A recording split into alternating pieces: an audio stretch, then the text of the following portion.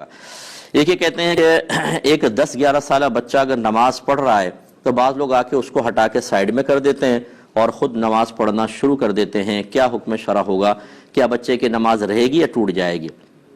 لیکن پہلی بات تو یہ کہ اگر بچے کے 3 قدم انہوں نے چلوا دیے، ہٹایا بچے نے 1 2 3 قدم، تو بچے کی نماز ٹوٹ گئی. اسے دوبارہ نماز یعنی نیت دوبارہ باندھنی ہوگی. یہ تو ٹوٹنے کا مسئلہ ہو گیا. آپ ذرا جو جتنے ہمارے بزرگان دین سن رہے ہیں وہ ذرا سماعت فرمائیں. مسئلے ہمیں بالکل پتہ نہیں ہوتے، دین کی ABC ہم نے سیکھی نہیں ہوتی، لیکن یہ 45 سال سے نماز پڑھ رہے ہیں، ان کے سفید داڑھی ہے، یہ صاحب جو ہیں مسجد کے انتظامات میں حصہ لیتے ہیں، تو سب سے بڑے مسجد کے مفتی یہی ہیں. یہ جو کریں گے وہ صحیح کریں گے. اب اچھی طرح سمجھ لیں کہ شرعی مسئلہ کیا ہے. یہ یاد رکھیں کہ جو نیت کا اہل ہو، جس کو شریعت نے جس کی نیت کو ویلڈ مانا ہے، وہ مسلمانوں میں 7 سال کا بچہ ہوتا ہے. یعنی جب وہ 8ویں سال میں لگ جائے تو وہ باقاعدہ نیت کا اہل کہلاتا ہے. اس سے چھوٹا بچہ جو ہوتا ہے اگر نماز کی نیت باندھ بھی لے تو اس کی نماز نہیں کہلاتی، کیونکہ وہ نیت کا اہل نہیں ہے. ہاں اگر سمجھدار بچہ ہے 6-6.5 سال کا مثلا اور بڑا بھی لگتا ہے تو ٹھیک ہے، اس کا بھی اعتبار کرنا چاہیے، لیکن عمومی طور پہ نیت کا اہل 7 سال کا بچہ ہوتا ہے، اسی لیے اس کو سمجھدار بچہ کہتے ہیں. یہ اعلیٰ حضرت امام علیہ سنت دیگر اکابرین نے فرمایا کہ اگر تو بچے جماعت کے ہونے سے پہلے ہی 2-4 جمع ہیں تو ترتیب یہ ہوگی کہ پہلے بڑے ہوں گے پھر بچے پیچھے کھڑے ہوں گے. لیکن اگر ایسا نہیں ہے، 7 سال سے بڑی عمر کا بچہ اور وہ صف کے بیچ میں کھڑا ہو گیا، کہیں پر بھی کھڑا ہو گیا، تو چونکہ وہ نیت کا اہل ہے، اور جو نیت کا اہل ہوتا ہے وہ جماعت میں مکمل طور پر شامل ہونے کی صلاحیت رکھتا ہے، اور اس سے قطع صف نہیں ہوگی. قطع صف اس سے ہوتی ہے، صف کٹتی اس سے ہے جو نیت کا اہل نہیں ہوتا. تو اتنا چھوٹا بچہ اگر شامل ہوتا تو اس کو پیچھے کر سکتے تھے، لیکن جو 7 سال کا بچہ ہے وہ تو نیت کا اہل ہے، جہاں چاہے کھڑا ہو جائے. اب یہ صاحب آ کے اس کو پیچھے کرنا شروع کر دیتے ہیں. کیوں کر رہے ہیں آپ یہ بتائیے؟ کہاں سے آپ نے شرعی مسئلہ سنا کہ 7 سال کا بچہ کو بھی آپ پیچھے کریں گے؟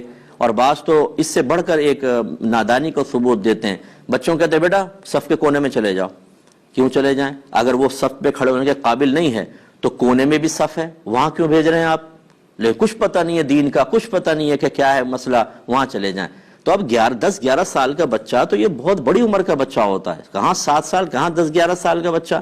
اسے پیچھے کرنے والا گناہ کبیرہ کا مرتکب ہے، شدید گناہ کبیرہ.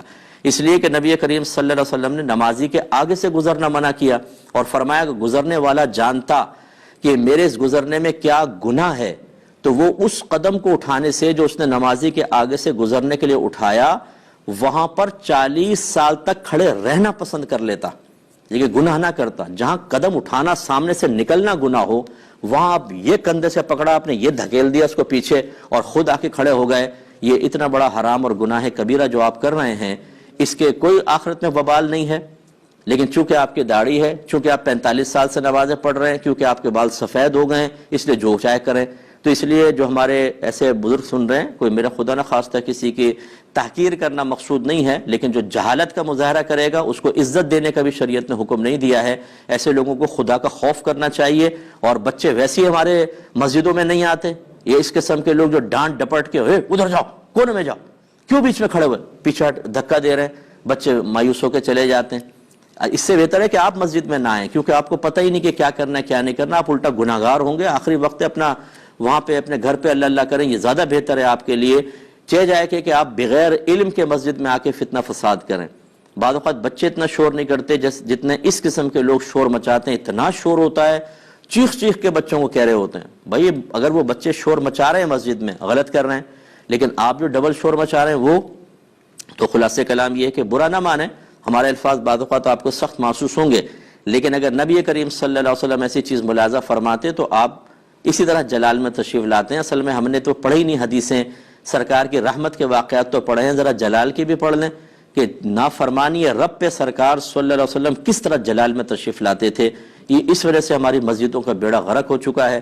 جو لوگ صاحب علم نہیں ہیں وہ ایسے بھی آپ کو ملیں گے کہ اگر کوئی عالم سمجھانے لگے گا وہ اس کے خلاف ہو جائیں گے. نہیں، ہم جو کر رہے ہیں وہ صحیح کر رہے ہیں، آپ غلط کہہ رہے ہیں. صرف اپنی ایگو، انا، صرف اپنا وہ پن، بڑا پن، اور یہ سوچنا کہ اگر میں ان کی مان لوں گا تو پوری مسجد کہے گی آپ کو تو پتہ نہیں تھا. اس آپ نے آپ کو جھوٹی عزت کے دائرے میں لانے کے لیے اور جھوٹی حقیقی ذلت سے بچانے کے لیے اس طرح کے معاملات. تو بہرحال ایسے بچوں کو بالکل نہ روکا جائے.